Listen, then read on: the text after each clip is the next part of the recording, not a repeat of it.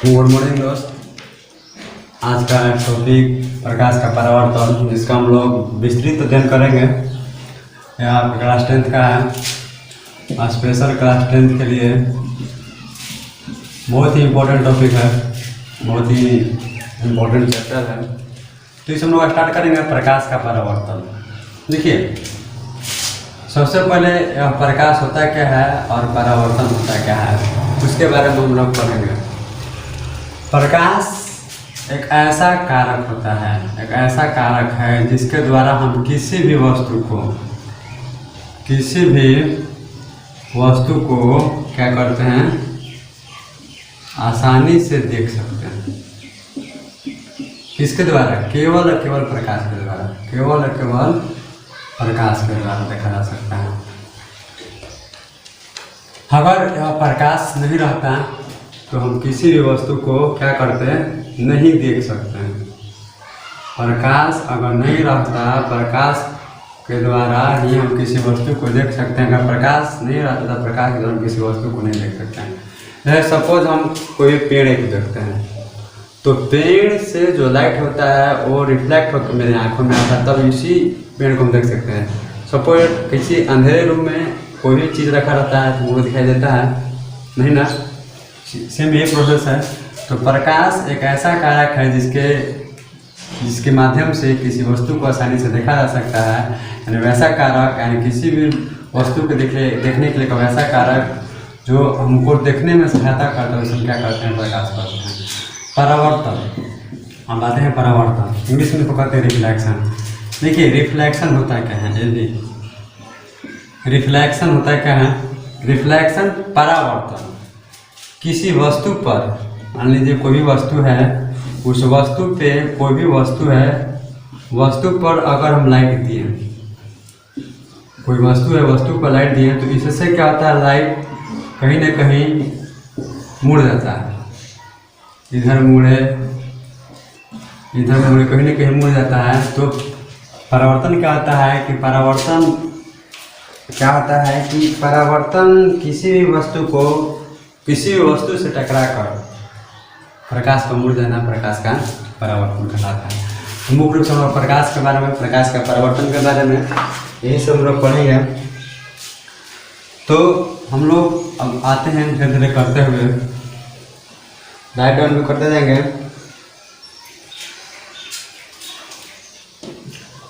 प्रकाश जो है जितने भी स्रोत से निकलते हैं वो मुख्य रूप से दो ही स्रोत हो सकते हैं, मुख्य रूप से दो स्रोत हो सकते हैं। या तो मानव के द्वारा जो बनाया गया हो, मानव निर्मित प्रकाश स्रोत हो सकते हैं, मानव निर्मित प्रकाश स्रोत हो सकते हैं, नहीं तो कृत्रिम प्रकाश स्रोत हो सकते हैं, यही हो सकते हैं। सॉरी, कृत्रिम लिख दिया, प्राकृतिक प्रकाश। देखिए, मानव निर्मित स्रोत क्या होता है, वैसा प्रकाश के स्रोत, प्रकाश स्रोत तो वैसे स्रोत जैसे प्रकाश क्या होता है, निकलता है, वैसे प्रकाश स्रोत जिसको मैन ने बनाया, जिसको व्यक्तियों ने बनाया, उसे मानव निर्मित प्रकाश स्रोत कहते हैं। जैसे लालटेन कौन बनाया है? लालटेन कौन बनाया है? मानव ने बनाया है। बल्ब, मरकरी, दीप, ये सब क्या है, मानव निर्मित प्रकाश स्रोत है। लालटेन को कौन बनाया है? मानव ने। बल्ब को कौन बनाया है? मानव ने। मरकरी को कौन बनाया है? मानव ने। दीप को कौन बनाया है? मानव ने।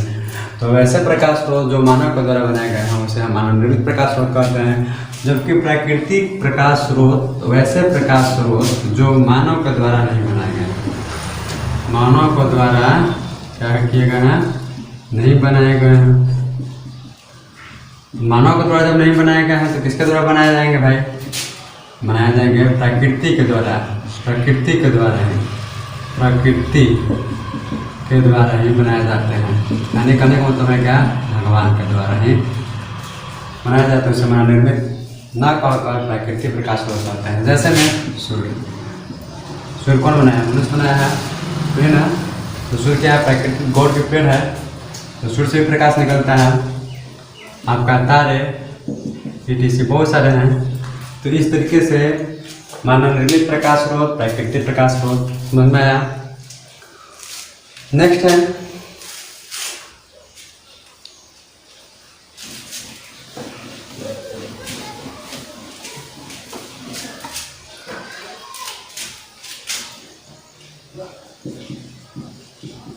प्रदीप्त वस्तु और अप्रदीप्त वस्तु।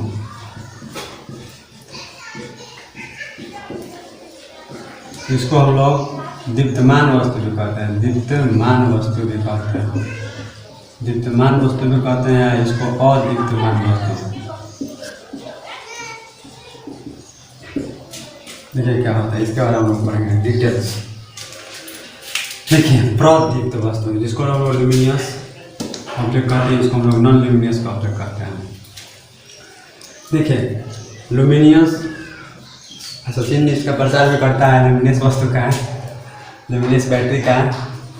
तो प्रदीप्त वस्तु होता है कि उसके बारे में बता रहे हैं।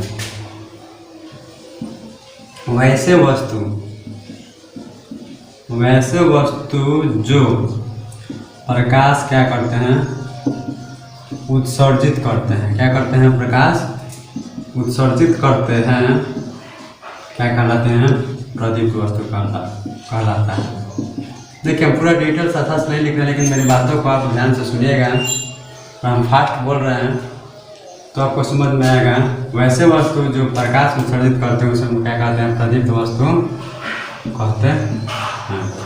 जैसे देखिए प्रदीप्त वस्तु में आपका प्रदीप्त वस्तु में आपका मानव निर्मित प्रकाश स्रोत, मानव निर्मित प्लस प्राकृतिक प्रकाश स्रोत दोनों आ सकते हैं। यह थोड़ा ध्यान दीजिएगा। प्रदीप्त वस्तु में मानव निर्मित प्रकाश स्रोत, प्राकृतिक स्रोत दोनों आ सकते हैं। जैसे में आपका लालटेन भी हो सकता है, जो लालटेन से निकलता है ना लाइट, बल्ब भी हो सकता है, आपका ट्यूबलाइट भी हो सकता है, सूर्य भी हो सकता है, etc। यानी प्रदीप्त वस्तु में वैसे वस्तु जिससे प्रकाश उत्सर्जित होता है उसे हम प्रदीप्त वस्तु कहते हैं।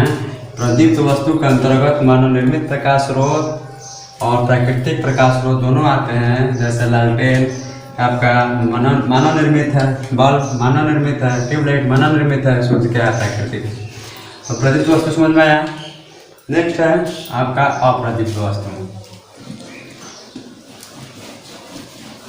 नेक्स्ट है आपका अप्रदीप्त वस्तु, बिल्कुल उसका उल्टा, बिल्कुल उसका क्या उल्टा। यानी उल्टा क्या हो जाएगा? वैसे वस्तु जो प्रकाश उत्सर्जित नहीं करते हैं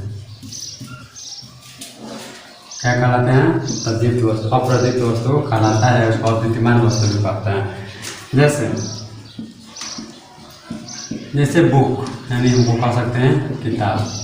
किताब से निकलता है प्रकाश? नहीं ना, ईंट नहीं निकलता है, पत्थर नहीं निकलता है, बहुत से एग्जाम्पल हैं। यानी अप्रदीप्त वस्तु वैसे वस्तु कहलाते हैं जिनसे प्रकाश उत्सर्जित नहीं होता है, जबकि प्रदीप्त वस्तु वैसे वस्तु कहलाते हैं जिनसे प्रकाश क्या होता है? उत्सर्जित होता है। अब देखिए हम लोग पढ़ेंगे नेक्स्ट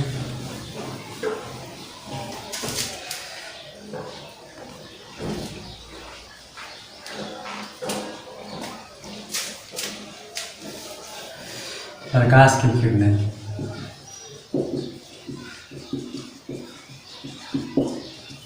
रे ऑफ लाइट।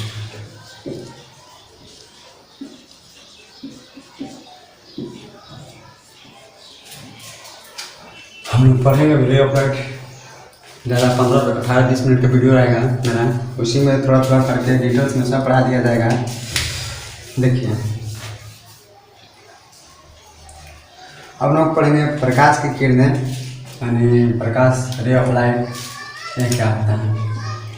देखिए किसी भी वस्तु से जब प्रकाश निकलता है तो प्रकाश जो होता है हमेशा सीधा रेखा में चलता है। किस रेखा में? सीधी रेखा में चलती है। तो एक सरल रेखा में, सीधी रेखा मतलब सीधा स्ट्रेट, एक सीधी रेखा में चलने वाले प्रकाश को क्या कहते हैं हम लोग? प्रकाश का किरण कहते हैं। क्या प्रकाश के किरण की परिभाषा? एक सीधी रेखा में, सीधी मतलब का स्ट्रेट, ये प्रकाश का जो प्रकाश जो है, प्रकाश की जो किरणें कभी भी ऐसे कर्व में नहीं चलती है, हमेशा क्या चलती है? सीधी डायरेक्शन में ही चलती है। तो इस सीधी रेखा में चलने वाले प्रकाश को, चलने वाले प्रकाश को क्या कहते हैं? प्रकाश की किरण कहते हैं। और आपको बता दें जो प्रकाश जो होता है, उस प्रकाश का जो लाइट है, सॉरी प्रकाश का जो स्पीड है वो आपका 3 लाख, कहीं कहीं सैकड़ा हज़ार 10,000 लाख 3 लाख किलोमीटर प्रति सेकंड है। पूरा डिटेल्स पढ़ाया जाएगा, इतना ध्यान दे लें। मीडियम पे आपका इस प्रकाश का जो स्पीड है वो डिपेंड करता है, लेकिन इतना थोड़ा सा आपको जानकारी होना जरूरी है कि प्रकाश का जो स्पीड है वो आपका 3000 किलोमीटर पर सेकंड है, जिसको हम कहते हैं निर्वात में। किसमें? निर्वात में इसका स्पीड है, निर्वात या शून्य में। बाकी माध्यमों में अलग अलग इसका स्पीड है। उस सभी स्पीडों के बारे में बताएंगे हम, और हम लोग पढ़ें प्रकाश की किरण, उसके बारे में हम लोग पढ़ेंगे। तो प्रकाश की किरण एक सीधी दिशा में, यानी स्ट्रेट में, एक सीधी दिशा में चलने वाले प्रकाश को क्या कहते हैं? प्रकाश की किरण कहते हैं। और प्रकाश का जो स्पीड होता है वो 3 लाख किलोमीटर प्रति सेकंड होता है। जो प्रकाश की किरणें हैं मुख्य रूप से 3 प्रकार की होती हैं। तो थोड़ा मिटाते हैं। जो प्रकाश की जो किरणें होती हैं मुख्य रूप से 3 प्रकार की होती हैं। ये प्रकाश की किरणें, प्रकाश की किरणें की प्रकार कितने प्रकार की होती हैं? 3 प्रकार की होती हैं। कौन कौन? पहला आता है अपसारी किरण पुंज। किरण पुंज बताएंगे आप? बिल्कुल नहीं आ रहा है। अभिसारी किरण पुंज, अभिसारी किरण पुंज,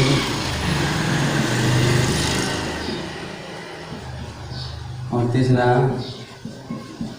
समांतर किरण पुंज, जिसको हम लोग डाइवर्जिंग बीम ऑफ लाइट कहते हैं। DIVERGING, diverging beam of light, diverging beam of light, जिसको converging beam of light, converging beam of light, जिसको हम लोग कहते हैं parallel beam of light. Parallel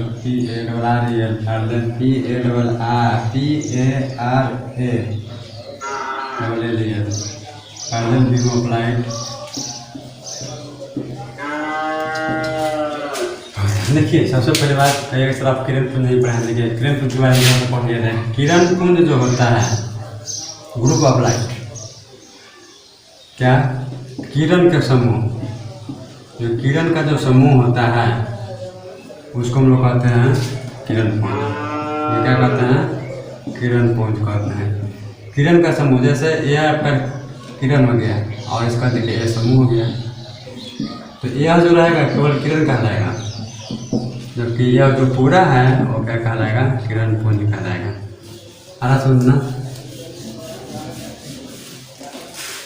अपसारी किरण पुंज हम लोग पढ़ना स्टार्ट कर देंगे बारी बारी से। देखिए अपसारी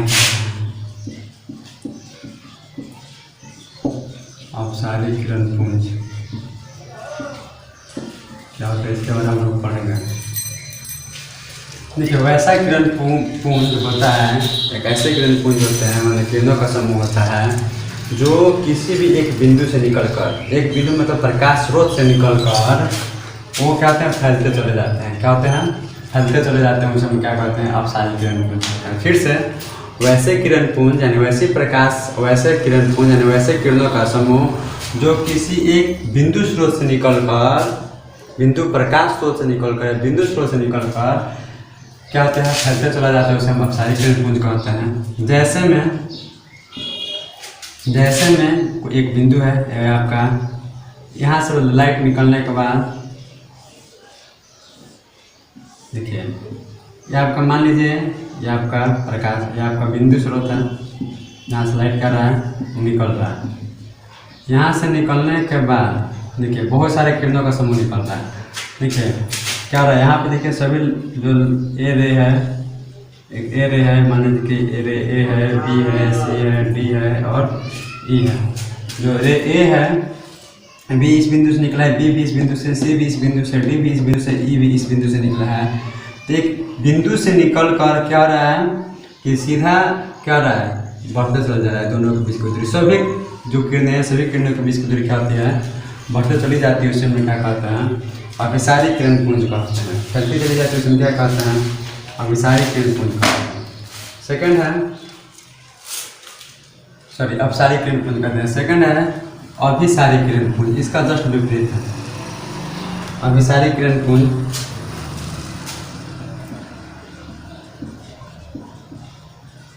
अभिसारी किरण पुंज एक वैसे किरणों का समूह होता है जो एक बिंदु पर आकर, बहुत सारे किरणें एक बिंदु पर आकर क्या होते हैं, मिलते चले जाते हैं।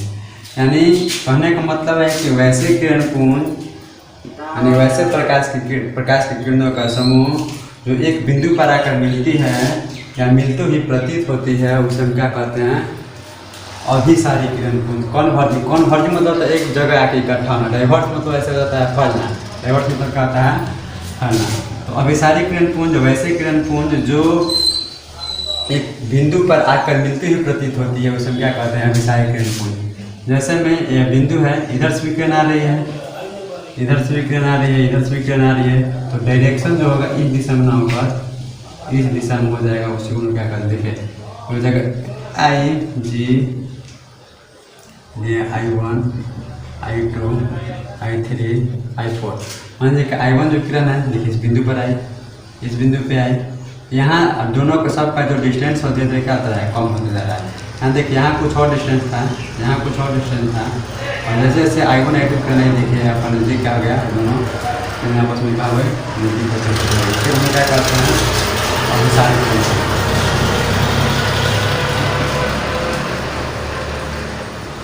लास्ट है आपका समांतर किरण पुंज। समांतर किरण पुंज यानी वैसा किरण पुंज यानी वैसा किरणों का समूह जिसमें सभी किरणों के बीच की जो दूरी होना चाहिए वो पैरेलल बराबर होना चाहिए, उसी को हम क्या कहते हैं, समांतर किरण पुंज। जैसे देखिए यह जो किरण पुंज है वो क्या है, आपका बिल्कुल समांतर किरण पुंज है ना। यह क्या है आपका, बिल्कुल समांतर किरण पुंज है। A B C D E, यानी यहाँ से यहाँ की दूरी जितना होना चाहिए, ए बी के बीच की दूरी यहाँ जितना होना चाहिए उतना ही यहाँ भी होना चाहिए। सब के बीच की दूरी जितना ए से ए बी के बीच की दूरी उतना ही डी से लेकर सी की दूरी, सी से डी की दूरी, ये सब क्या होना चाहिए, दूरी आपस में बराबर होनी चाहिए।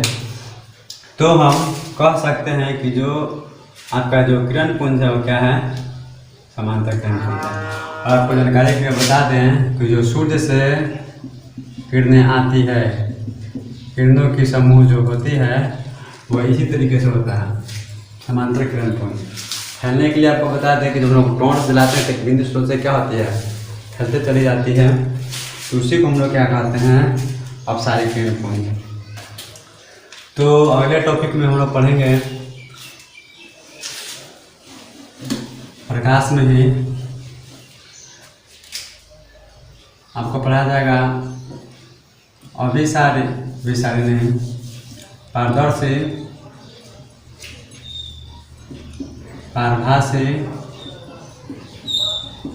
और अपारदर्शी।